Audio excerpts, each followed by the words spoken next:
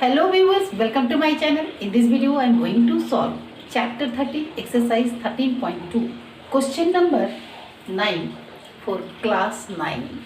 Chapter name is surface areas and volumes. इस chapter में जितने भी एक्सरसाइज हैं उनमें सॉलिड्स फिगर से रिलेटेड क्वेश्चन गिवन है और उसके वॉल्यूम सरफेस एरिया और कर्व्ड सरफेस एरिया से रिलेटेड क्वेश्चन गिवन है. Let's start. Question which is this question is the lateral surface area of a closed cylindrical petrol storage tank. है ना, ये जो cylindrical ये closed है ना, closed यानी कि ये बंद है ना. ओके, हाँ, ये क्लोज सिलेंड्रिकल एक टैंक है जिसमें पेट्रोल भरी हुई है. Okay, petrol storage tank that is 4.2 metre in diameter. इनका जो डायमीटर है वो कितना है, 4.2 मीटर. तो इनकी जो हाइट है वो 4.5 मीटर. 4.5 मीटर. तो इनकी रेडियस क्या हो जाएगी, 4.2 अपॉन में 2 विच इज 2 पॉइंट. या तो फिर बोल लो ऐसे बोलो, या तो फिर मल्टीपल में ये क्या कर लेंगे, 42 अपॉन में 2 मल्टीपल 10 है ना, 42 अपॉन में 20. इसलिए मैं ऐसे लिख रही हूँ. अगर मैं चाहूँ तो इसे डिवाइड करके 2.1 भी कर सकती हूँ. बट इसका क्या है, फ़ायदा क्या होता है कि हमें सॉल्यूशन में काफ़ी हेल्प मिलता है, इजी हो जाते हैं सॉल्यूशन. दैट्स वाई जिस फॉर्म में हमें रखने से सॉल्यूशन हमारा इजी होता है उसी फॉर्म में रखेंगे. आंसर तो वही आनी है, यानी वैल्यू दोनों का तो सेम है. आप इसे भी डिसॉल्व करोगे तो आंसर 2.1 ही आएंगे.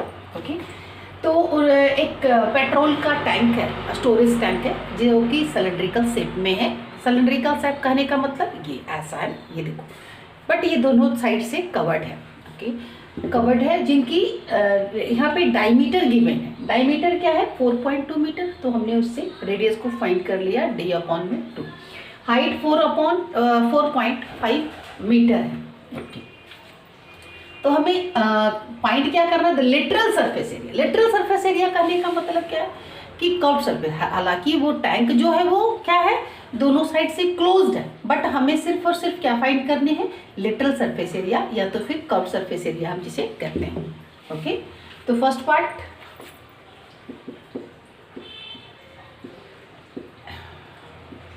Lateral surface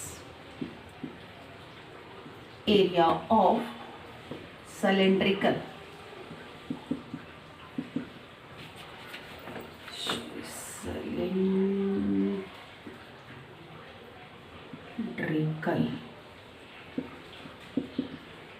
petrol storage tank which is 2πRh है ना. इनका क्या होगा, 2πRh, जो लेटरल सरफेस एरिया बोलो या तो फिर कर्व्ड सरफेस एरिया, दोनों सेम ही बात होगी. तो बस अब क्या करेंगे, वैल्यू पुट करेंगे, सॉल्यूशन करेंगे. 2 मल्टीपल 22 अपॉन में 7 मल्टीपल रेडियस हमने फाइंड किया, 42 अपॉन में 20 एंड 45 अपॉन में 10. यहाँ मैंने 4.5 जो थे डेसिमल में थे, मैंने उसे फ्रैक्शन में कन्वर्ट कर दिया. ओके, 7 6 जा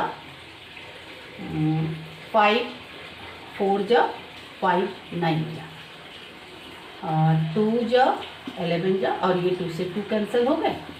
तब इन सब को मिला करके हमारे पास जो मल्टीपल करेंगे तो जो हमारे पास आया वो 66 मल्टीपल 9. 66 मल्टीपल 9 जब करेंगे, चलो 66, तो ये आ जाएंगे 594 अपॉन में 10. ओके, 5 ये 10 है. अब क्या करेंगे, हम इसे कन्वर्ट कर देंगे डेसिमल में. सेंटीमीटर था ये मीटर स्क्वायर. ये आ गया आपका उस टैंक का curved surface area. Now second part चलते हैं. Which is given how much steel was actually used, मतलब एक्चुअली कितना स्टील यूज होगा if 1/12 of the steel actually use was wasted in making the tank. अब इस बात को, इस क्वेश्चन को अच्छे से समझो। कहने का मतलब है ये टैंक बनाने में, यानी कवर्ड, दोनों साइड से कवर्ड टैंक है, तो यानी इसका बेस एरिया और इसका बेस एरिया दोनों लगा होगा। पूरे टैंक को बनाने में, ये इस टैंक को बनाने में जितना स्टील, और जो स्टील सपोज दैट ये राउंड शेप है, स्टील जब यूज़ हुआ होगा तो कुछ तो स्टील जो है वो वेस्ट हुए होंगे। वो एक क्या होगा, एक शीट होगा, रेक्टेंगुलर शेप का शीट होगा। इसको बनाने में कुछ स्टील जो है वो वेस्ट हुई। तो हमें कहने का मतलब है कि टोटल जो वेस्ट हुए हैं उनको मतलब उसको छोड़ करके, है ना, कहने का मतलब उसको छोड़ करके कितना लगा होगा कि इफ द स्टील इतना एक्चुअली यूज्ड वाज वेस्ट। हाँ, एक्चुअली कितना यूज हुआ होगा, कहने का मतलब एक्चुअल में कितना यूज हुआ होगा, है ना, कि अगर सब जो कटिंग करके वेस्ट जो हुए होंगे उससे भी हमें इसमें इंक्लूड करना है। अंडरस्टूड?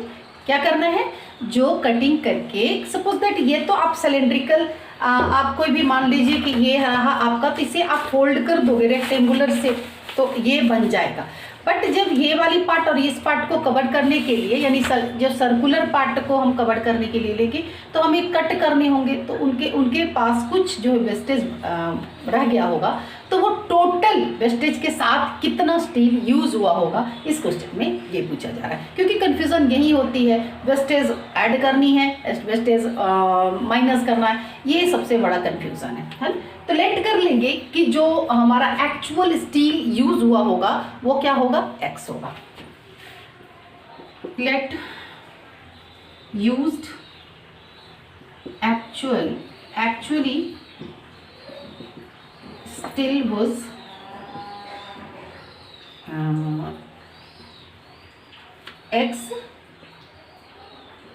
x मीटर स्क्वायर होंगे, जो भी होंगे, ओके। तब मतलब x मीटर ही लिखती हूँ, एरिया नहीं लिखती हूँ, x मीटर लिखती हूँ। तो फिर यहाँ पे जो कटिंग हो करके, यानी 1/12, इसका 1/12 पार्ट जो है वो क्या हुआ था, वेस्ट हुआ होगा। तो हम क्या कर लेते हैं, वेस्ट को माइनस कर देते हैं और हम कितना उस सिलेंडर को बनाने में फाइंड हुआ होगा, लगा होगा, उसे निकाल लेते हैं। And wastage steel equal to x minus में x अपॉन x मल्टीपल 12, यानी x ऑफ 1/12 पार्ट जो है वो वेस्ट हुए हैं। तो x minus x upon 12 which is 12x minus x equal to 11x upon में। ये हो गया हमारा उस सिलेंडर को, इस सिलेंडर को बनाने में, यानी इस सिलेंड्रिकल फॉर्म को बनाने में एक्चुअल इसका टोटल सरफेस एरिया है ना। ये भी क्या है, टोटल सरफेस एरिया कह लो। तो अब हम क्या फाइंड करेंगे, ये हमारा क्या हमने फाइंड किया, टोटल सरफेस एरिया। और x की जब हम वैल्यू फाइंड करेंगे, क्योंकि हमने टोटल वेस्टेज के साथ, है ना, तो टोटल एक्चुअली में जो हमें स्टील लगा था वो x है। जब x की वैल्यू हम बाद में फाइंड करेंगे, तो ये अभी हमने फाइंड किया है क्या, जो इसके टोटल सरफेस एरिया है। ओके, नाउ अब मैं इस पार्ट को रब कर रही हूं ताकि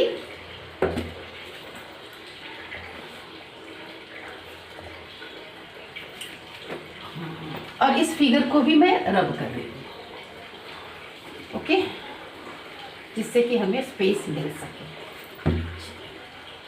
यहाँ पे मैं, यहाँ पे इधर इस साइड में ये हो गया हमारा। अब निकालेंगे total surface area of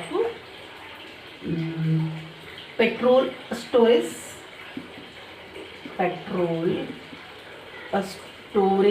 tank, है ना। यू नो दैट कि ये क्या है आपका सिलेंड्रिकल फॉर्म में है ना। सिलेंडर यहाँ पे लिखा हुआ है कि सिलेंड्रिकल फॉर्म में, बट मैंने पूरा नहीं लिखा, अदरवाइज काफ़ी स्पेस ले लेंगे। तो इनका जो फॉर्मूला होता है 2πr इंटू r प्लस में h। अब इसका वैल्यू हमने फाइंड किया 11x अपॉन में 12, 11x अपॉन में 12 विच इज 2 इंटू 22 अपॉन में 7 मल्टीपल 42 अपॉन में 20 मल्टीपल 42 अपॉन में 20 प्लस में 45 अपॉन में 10, है ना। ये सब कुछ आप बैक साइड में दे जाओगे तो देख लोगे, है ना। ये सब मैंने फाइंड किया था फर्स्ट में। ये हो गया हमारा रेडियस, ये हो गई हाइट। नाउ 11x अपॉन में 12, ये हो गए 10, ये 7 6 जा 2 5 जा एंड 2 11 जा, तो ये आ गए 66 अपॉन में 5 मल्टीपल एलसीएम 20, 42 प्लस में 2 से मल्टीपल कर देंगे तो ये आ गए 90।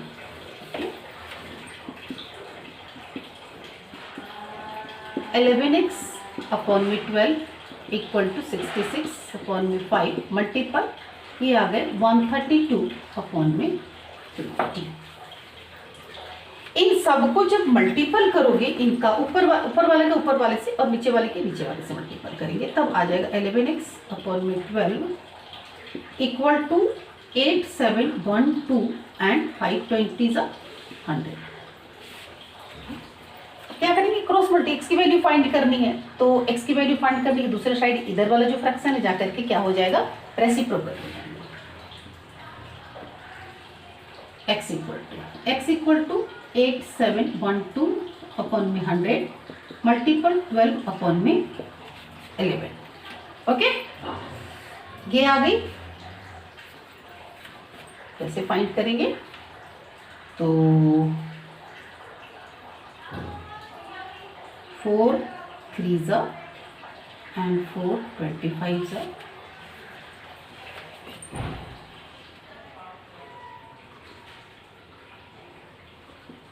11 8 7 1 2 11 7 जा 77 0 1 1 99 9 जा 99 दैन 2 एंड ये 2 यहाँ से 2 टाइम्स ये कैंसिल होके बचेगा आपका 7 9 2।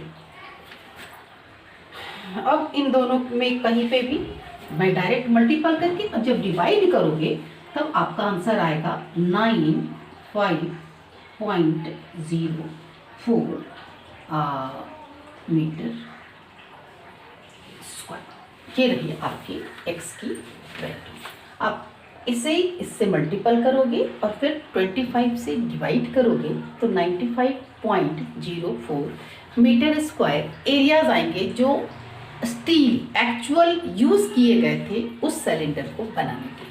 आई होप सॉल्यूशन समझ में आ गया होगा। प्लीज़ चैनल को सब्सक्राइब कर ले, बेल आइकन को दबा दे, लाइक और शेयर करना ना भूलें।